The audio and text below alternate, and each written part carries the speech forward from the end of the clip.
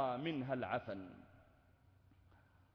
وقبل أن أختم هذه الخطبة أرفع نداء إلى خادم الحرمين الشريفين الذي نصر إخواننا في سوريا بخطاب نفعهم وثبتهم. أدعوه وفقه الله إلى أن يسعى للإصلاح بين إخواننا في اليمن، وإن طائفتان من المؤمنين اقتتلوا فأصلحوا بينهما، وأن يبعث إليهم وفد من السياسيين والعلماء المقبولين للإصلاح بينهم ورأب صدعهم، وأن يوعظ القادة، وأن تهون الدنيا في أعينهم، وأن يبين له أنه سيخرج من الدنيا بكفن يشترى بدراهم معدودات، لن يأخذ قصرا ولا رتبة ولا مالا ولا منصبا. فلماذا يقتل الناس لأجل منصب ورئاسة؟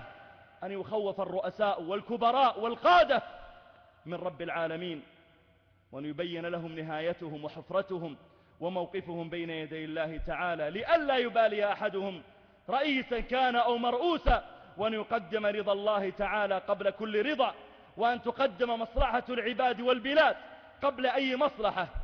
أنا أدعو خادم الحرمين إلى ذلك، وأسأل الله أن ييسر ذلك وأن يصلح أحوال إخواننا هناك. أسأل الله تعالى أن يصلح أحوال المسلمين في كل مكان.